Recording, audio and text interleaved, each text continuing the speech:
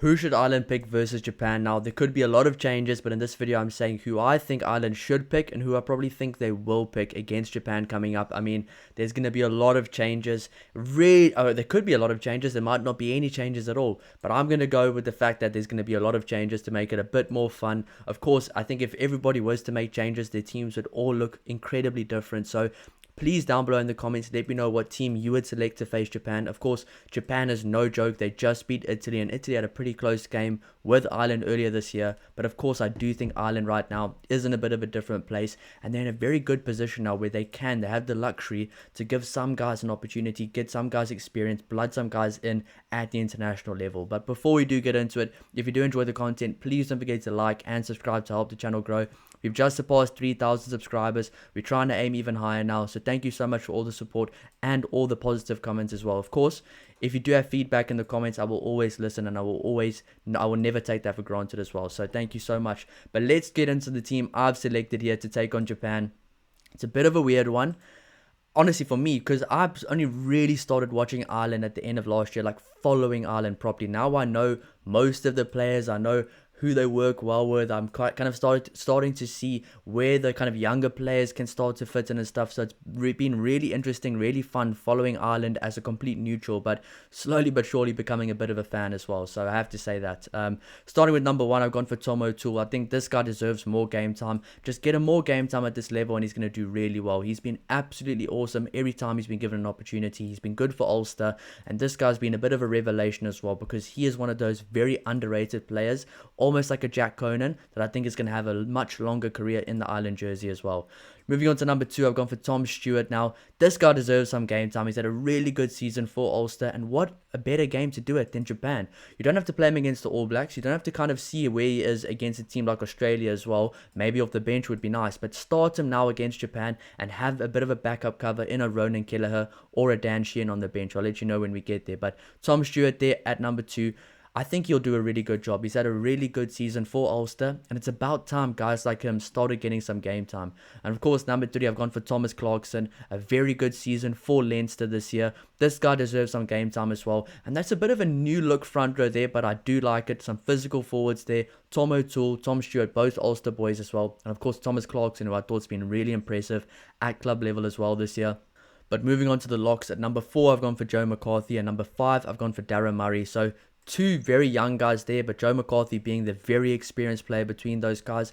With this team I had in mind, kind of team I think they should pick and the team I think they might pick as well, I just had in mind that they're going to try keep some experienced guys there, but the benefit of this is if you have younger experienced guys, you can just play them alongside these guys, get these guys some game time together, because down the line we might be seeing a lot combination like this for a lot more years to come. So number 4, Joe McCarthy, and I think number 5, Darren Murray. He's been awesome for Connacht. He deserves a call up. He deserves a start, and he is a starting player. Of course, you can play him off the bench, but I think he's not as much of a utility as a guy like Cormac Izuchuku. That's why I'm kind of saving Cormac Izuchuku for the bench with that versatility, with that kind of hybrid role he can play of lock and loose forward as well. So, no, number 4, Joe McCarthy. Number 5, Darren Murray. 2 workhorses there in the locks, and I think very exciting as well because they are both young. Number 6, I've gone for Tide Burn, bringing in a guy that came off the bench last week. He's just returned from an injury. Give him some game time. Let him get probably around maybe hopefully 80 minutes under his belt, but let him get a good start with about 60 to 70 minutes under his belt there. He can be the leader of this team right now. He probably will be the captain in this team if this ends up being the team. One of the best players, in my opinion, the best forward that Ireland has, one of their most important players as well. So where you do lose other guys like a Jack Conan or a Caelan Doris or some guys like that, you bring in a guy like Tide Burn. He adds that kind of experience, the calm-headedness, and this guy is an absolute machine on the field. Number 7, unchanged for me, Josh van der Flier. He's getting confidence. He's getting more and more confident with the more games he's playing. He's getting a lot better as well. His form is going up slowly but surely as well. So for me, Josh van der Flier at number 7, keep him going there, keep his confidence up, and he'll have a very good game. And I think he is the perfect guy to play against a team like Japan. He's quick, he's athletic, and you know Japan is going to be like that as well. So Josh van der Flier at number 7. Number 8, a player that I think Connacht fans will be very happy to see in my team here, Sean Janssen. I mean, this guy's been awesome this year at club level. he seems ready for international level, but there isn't really a spot for him right now. I think this will be a very good opportunity to at least give him some game time, give him the confidence he needs there, and just see how he does amongst these guys at this level. He's a very good player, and I think he'll do very well in the number 8 jersey. Of course, there's a lot of guys you can either start, you could either bench. That's why it was such a difficult team to pick. We'll see how close this team really is. It could still just be a copy and paste team from last week, except for Jamie Lochman, of course. But also, I really want it to be a few changes here. Not too many, but some really cool changes as well, with some guys that deserve some game time because of their form. Moving on to number 9 and number 10. I've gone for Nathan Doak at number 9 and Sam Prendergast at number 10. The reason I didn't go for Craig Casey is because, as I've said before, you know exactly what you're going to get from Craig Casey. Of course, I don't think playing Jameson Gibson Park in this game will benefit Ireland at all. At this point in their career, or at this point in Ireland's kind of season where they are, playing a guy like a Jameson Gibson Park will not benefit them at all. You know exactly what you're going to get from him. You still have the guys that can get a result. You'd rather get a result while learning a lot more about a player you don't know about than getting a result you probably should be getting with a player you know exactly what you're going to get from him. So for me, Nathan Doak at number 9. A player I've been rating highly for a long time, and he is one of those guys I think that he will honestly have a really long kind of career in the Ireland jersey, and he's a very, very exciting player as well. Number 10 for me is Sam Prendergast, really good in the final quarter of the game. Not his best before that, but I think just give him more game time, more experience, more confidence as well. Boost his confidence, because that next game against the All Blacks, you need as much confidence as possible and as much self-belief as possible. Moving on to number 11, on both the wings, I've gone for Ulster players. This obviously is presuming that Robert Baloucoune will be back. I'm not too sure what is the kind of length of his injury. I know it sounded like he pulled something, or just a minor thing where they just held him out of the team because they didn't want to risk it. Jacob Stockdale at number 11 for me. I think he deserves the chance there. He's played there before in the Six Nations. Perfect opportunity to play him there. He's an experienced player as well, so he's not going to cost the team from that perspective. Number 14, I've gone for Robert Baloucoune because didn't play last week against Australia. Get him some confidence, get him some game time, get him through 70 or 80 minutes. He'll score a few tries, or he'll do some really good highlight plays. Get him confident, get him ready to go for the All Blacks game the next week, the big one as well. In the centres, I've kept it exactly the same, Stuart McCloskey and Gary Ringrose, because while you do see a lot of changes, and while you probably do want to see a lot of changes, you have to keep some of the kind of spinal cords of the team intact. For me, the spinal cords this week for the team that you keep intact: a Joe McCarthy at number 4, a Tide Byrne and Josh van der Fleer, a Sam Prendergast, and of course Stuart McCloskey and Gary Ringrose there. So those are the guys for me. You keep them in, key guys in key positions, while you change some other guys around them as well. Of course, number 2 is a big role of that kind of band of players that are very, very kind of instrumental in a team's performance with set piece and stuff, but I think a guy like Tom Stewart will do a very good job if given the opportunity, as well as a guy like Nathan Doak as well. Moving on to number 15, I've gone for the young Jamie Osborne, a really good player.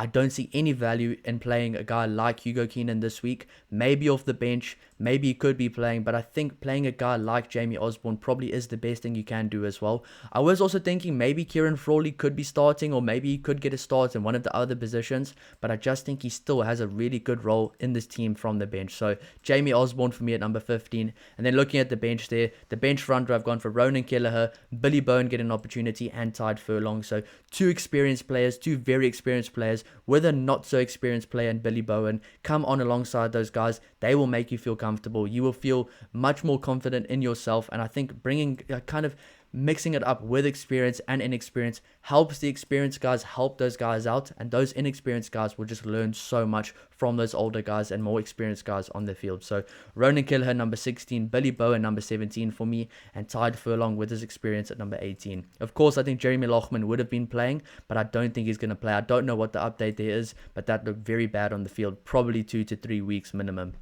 Moving on to number 19 and number 20 to end the forward pack, Cormac Uzuchuku and Bryn Ward, two very exciting players there. Cormac Uzuchuku, he can play lock. He probably could start at lock as well. He can play 6. He probably can play 8 as well. A very good line-out threat, very good line-out option. Almost reminds me of like a younger, not so good Tide Byrne, of the way he can play in both those positions. So I do expect him to come onto the field later on. I don't expect a guy like Tide Byrne to leave, but I do expect Cormac Uzuchuku to get some game time. He was really good in that game I saw. I think it was against Italy in the Six Nations. So he definitely does deserve some game time. And of course, number 20, Bryn Ward. This guy deserves some game time. He's on form. What a perfect opportunity.